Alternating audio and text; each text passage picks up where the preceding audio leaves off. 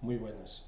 En el presente vídeo nos proponemos determinar la función de la filosofía en el conjunto de la cultura. La respuesta a esta cuestión solo puede hacerse desde algún sistema de ideas. Nosotros trataremos de determinar este lugar del conjunto de la filosofía en el conjunto de la cultura desde el sistema del materialismo filosófico. Ni filosofía ni cultura, ni función o papel son términos unívocos. En primer lugar, vamos a analizar brevemente el término de filosofía, luego el término de cultura, posteriormente la idea de función y por último trataremos de determinar el lugar de la filosofía en el conjunto de la cultura. La idea de filosofía no es unívoca. Si tomamos como referencia la idea de presente y los diferentes contenidos tecnológicos, científicos, políticos, culturales de este presente, podemos clasificar las concepciones de la filosofía respecto de este presente en filosofía en sentido exento respecto de este presente, inmerso o implantado en función de dicho presente. También podemos distinguir entre concepciones armónicas y concepciones crítico-sistemáticas. No entramos a explicar detalladamente todas estas concepciones porque ya lo hemos hecho en otros vídeos, además está expuesto de un modo muy extenso en vídeos del entorno del materialismo filosófico. A propósito del tema que nos ocupa, es importante también distinguir entre filosofía en sentido esencial, en el sentido de sistema de ideas y sus relaciones lógicas o terciogenéricas entre ellas y con otras ideas, y filosofía en sentido existencial o sociológico.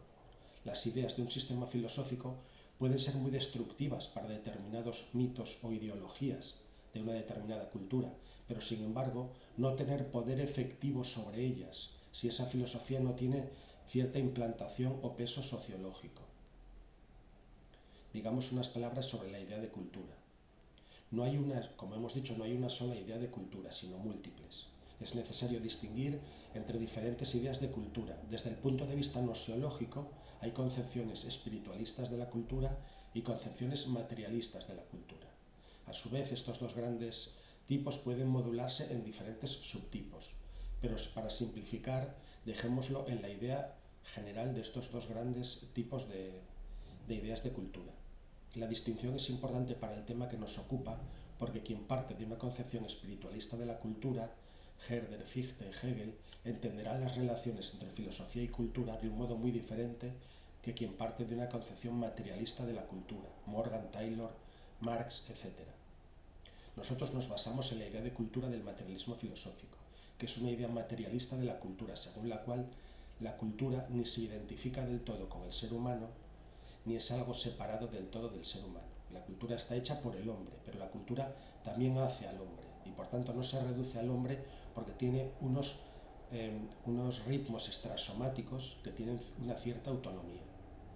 Según esta idea, además, las diferentes partes de la cultura se relacionan por simploqué.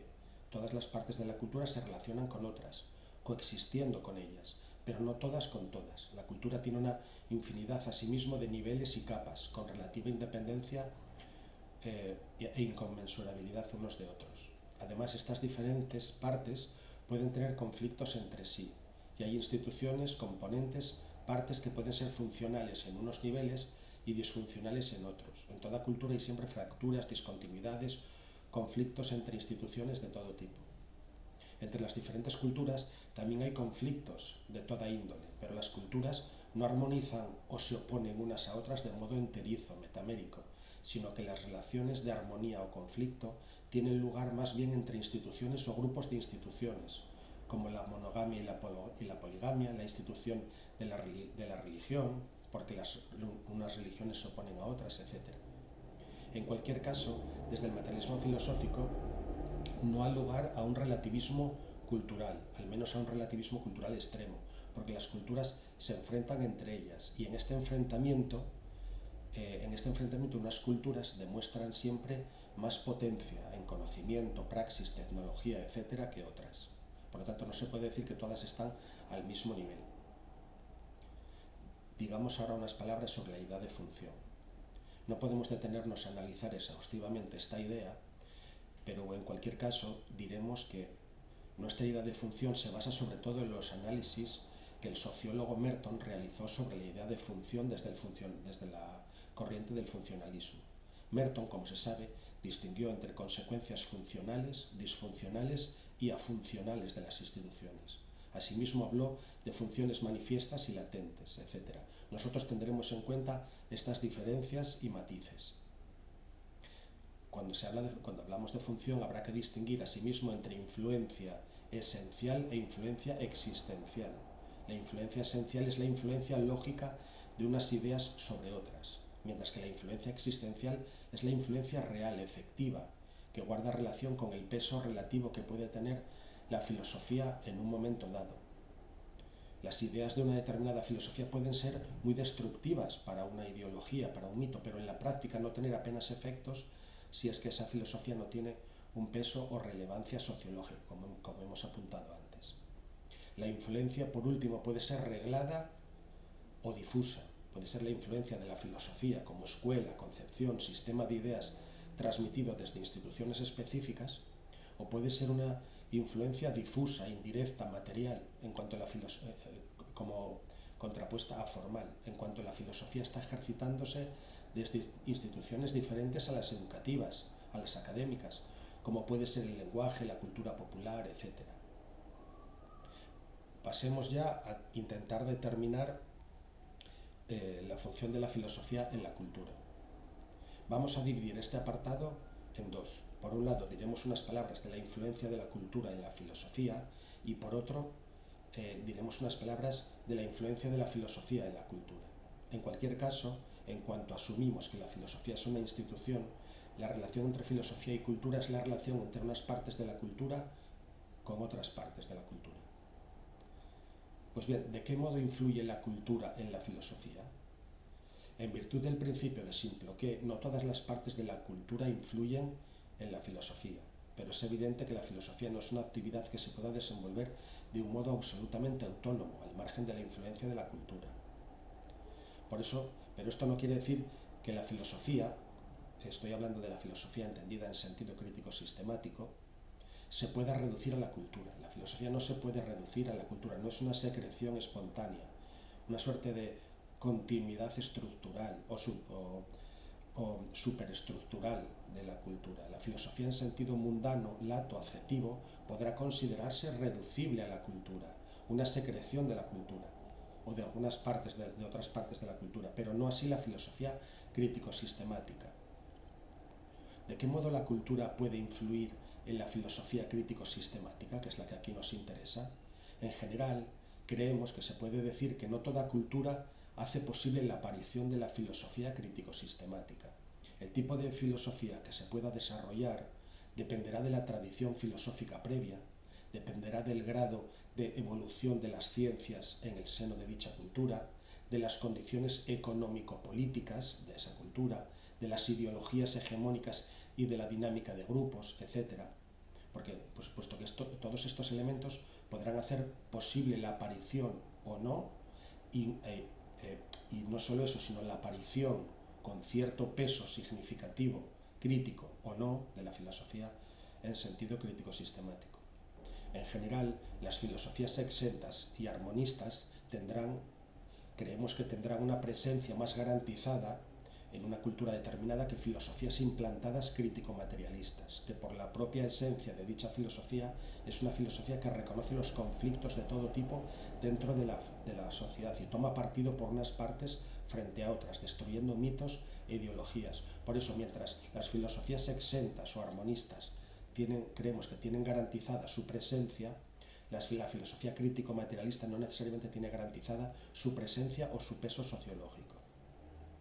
Pero la influencia de la cultura en la filosofía no es meramente existencial, o sea, una influencia que hace posible o no la filosofía.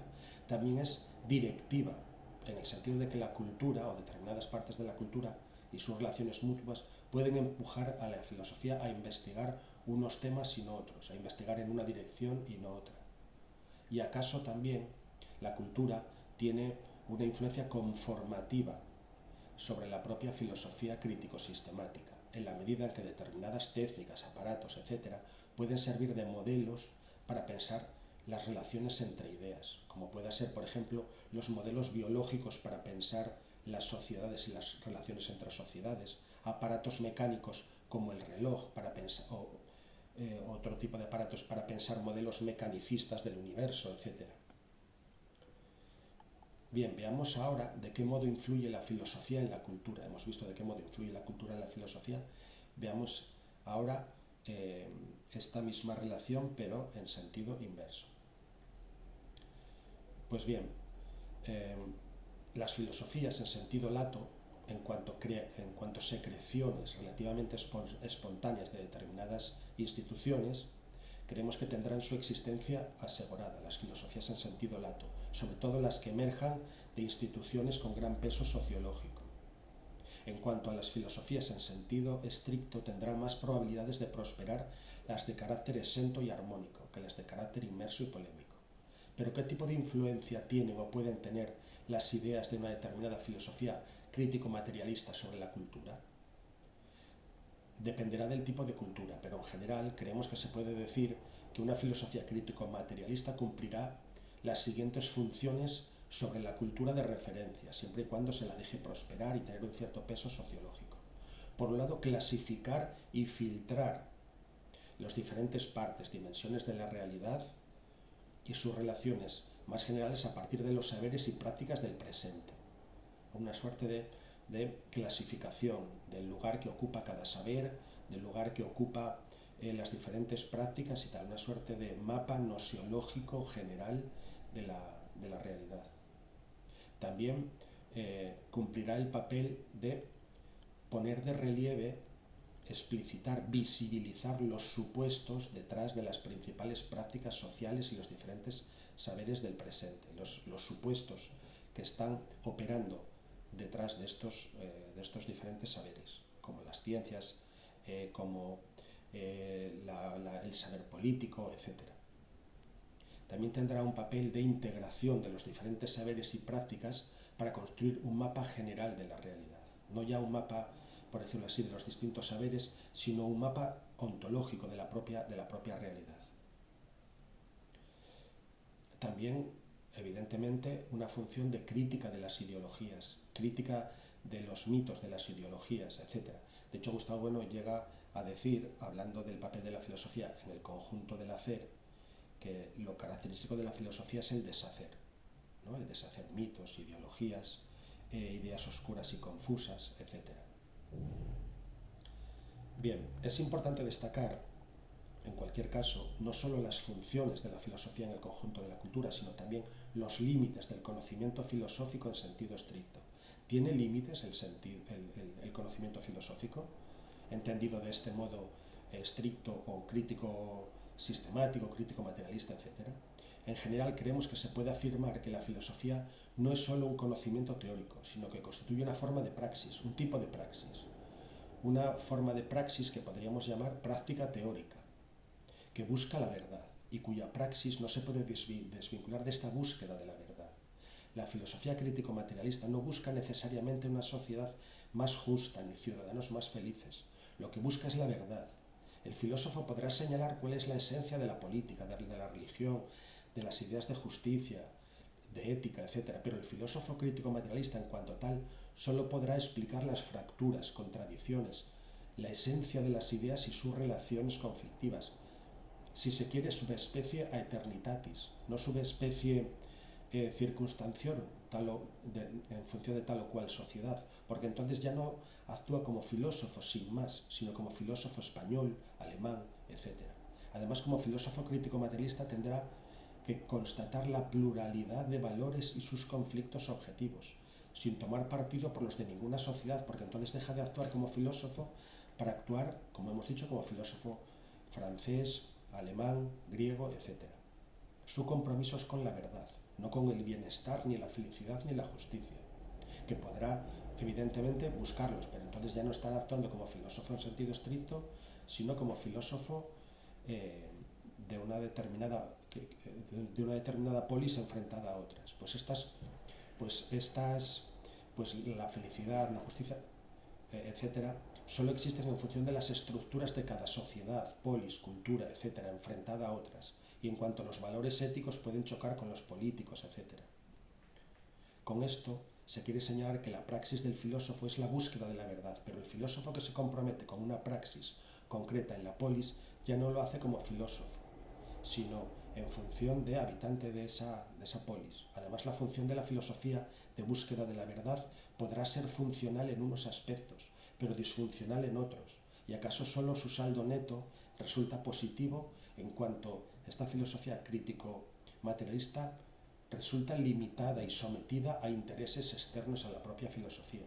Pues el interés de la filosofía como tal no es el bienestar en la justicia, sino la verdad, que acaso puede causar malestar, resultar distáxica, etc. ¿Vale?